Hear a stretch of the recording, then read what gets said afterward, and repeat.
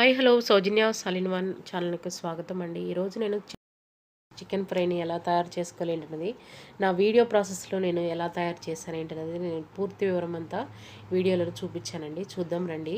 ఇప్పుడు చికెన్ని శుభ్రంగా 2-3 టైమ్స్ కడుక్కున్నానండి. కడుక్కొని నీళ్ళు పోసి పెట్టుకున్నాను కొంచెమని. ప్లస్ ఇప్పుడు నేను ఒక పెద్ద సైజ్ ఆనియన్ తీసుకున్నాను.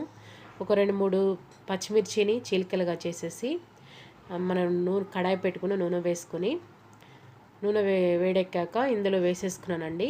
అది అందరికీ తెలిసిన ప్రాసెసే కదా. ఇది వేసేసుకొని బాగా వేయించుకుందామండి.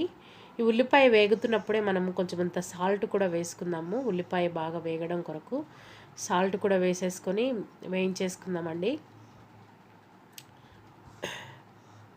ఇప్పుడు వచ్చేసి మరలా మనం ఉల్లిపాయ వేగుతూ ఉన్నప్పుడు కొంచెం అంత పసుపు కూడా వేసుకుందాము.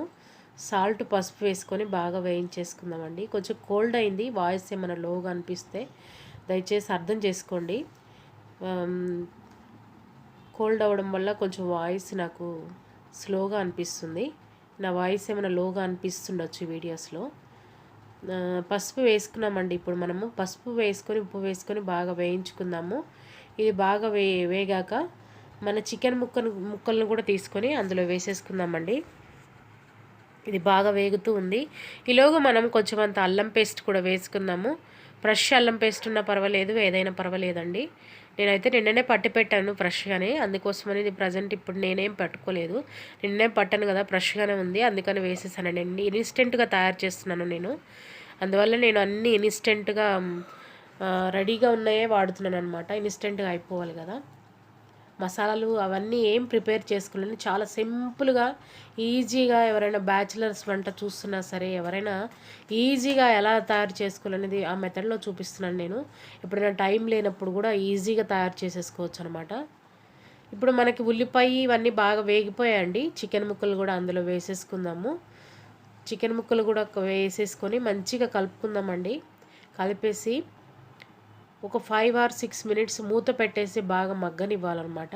అంటే ఆ చికెన్ ముక్క అంతా బాగా ఉడికిపోవాలి అని మన ఇది మూత పెట్టేసామంటే మంచిగా ఉడికిపోతుంది అనమాట. నేను అన్నీ ఎక్కువ కండ మాంసమే తీసుకున్నానండి. ఎక్కువగా బోన్స్ ఏం లేదు, ఒక్కొక్క 4-5 బోన్స్ మాత్రమే ఉన్నాయి. ఎక్కువ అయితే మాత్రం కండ మాంసమే తీసుకున్నాను. నాకు తక్కువ టైంలోనే అయిపోతుంది కాబట్టి మీరు తీసుకునే ముక్కలను బట్టి ఎంత టైం ఉడికించాలనేది చూసుకొని ఉడికించుకోండి. ఇప్పుడు మూత అయితే పెట్టేశానండి. ఒక 5 minutes వరకు మూత తీయకుండా మంచిగా ఉడకనిద్దాము. ఆ తర్వాత నేను ఆప్షనల్ అండి, ఆప్షనల్ ఒక ఆలుగడ్డ కావాలంటే వేసుకోండి, లేకపోతే లేదు.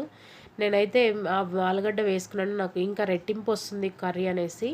ఇలా ఒకసారి మీకు ఇష్టం ఉంటే ఆలుగడ్డ వేసుకొని కూడా ట్రై చేయండి. నేను ఒక ఆలుగడ్డ వేసుకున్నాను ఇప్పుడే, అది కూడా వేసుకొని బాగా కలిపేసుకున్నానండి. ఇప్పుడు నెక్స్ట్ వచ్చేసి మనము కారం వేసుకుందాము. కారం సరిపడా మీ రుచికి తగినట్లు, కారం ఎక్కువ తినే వాళ్ళు ఉంటారు, వాళ్ళని చూసి వేసుకోండి. తక్కువ తినే వాళ్ళు ఉంటారు కదా, వాళ్ళని చూసి బ్యాలెన్స్ చేసుకుంటూ కారం వేసుకోండి. కారం కూడా వేసుకొని మంచిగా కలిపేసుకుందామండి. కలిపేసి ఇప్పుడు మనం 5 minutes అయిపోయింది కదండి, మూత తీసేసిన తర్వాత నుంచి మనము డ్రైగా చేసుకుంటాం కాబట్టి ఇంకా మూత పెట్టాల్సిన అవసరం లేదనమాట.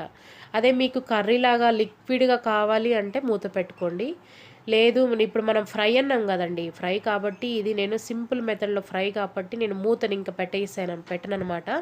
మూత ఓపెన్ చేస్తే దీని అంతటిని నేను కుక్ చేసుకుంటాను. ఇప్పుడు మనకి ఇది బాగా కుక్ అవుతూ ఉంది. ఈ మూమెంట్లో ఉన్నప్పుడు మనం ఏమైనా మసాలాలు వేసుకోవాలనుకుంటే వేసుకోవచ్చు. అంటే గరం మసాలా 1 స్పూన్ వేసుకున్నానండి. నేనైతే 1 స్పూన్ గరం మసాలా వేసుకున్నాను. 1 స్పూన్ చికెన్ మసాలా వేసుకొని ధనియాల పొడి కూడా వేసేసుకొని మంచిగా బాగా కలుపుకుందామండి. ఇదంతా మూత తీసేసే చేసుకోవాలండి, అప్పుడే మనకి చికెను దగ్గరగా డ్రైగా అయిపోతుంది అనమాట. మూత పెట్టేసామంటే వాటరీ అయిపోతుంది, అది కర్రీలాగా అయిపోతుంది. గ్రేవీతో చికెన్ చాలా టేస్టీగా ఉంటుందండి.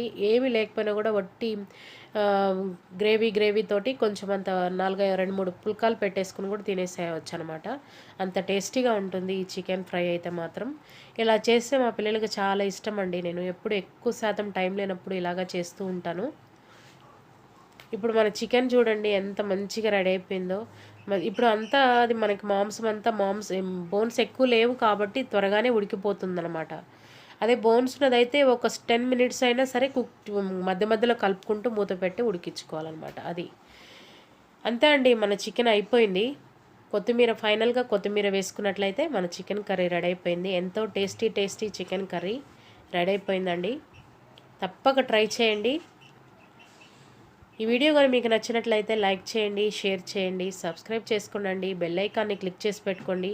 ఏమైనా కొత్త వంటలు, కొత్త రెసిపీస్ పెట్టినప్పుడు మీకు నోటిఫికేషన్ రూపంలో వస్తాయి కాబట్టి ఖచ్చితంగా బెల్ ఐకాన్ని క్లిక్ చేసి పెట్టుకోండి. అంతే అండి ఈరోజు వీడియో. ఈ వీడియో కానీ మీకు నచ్చినట్లయితే లైక్ చేసి మరొకరికి షేర్ చేయగలని ఆశిస్తూ థ్యాంక్ యూ ఫర్ వాచింగ్.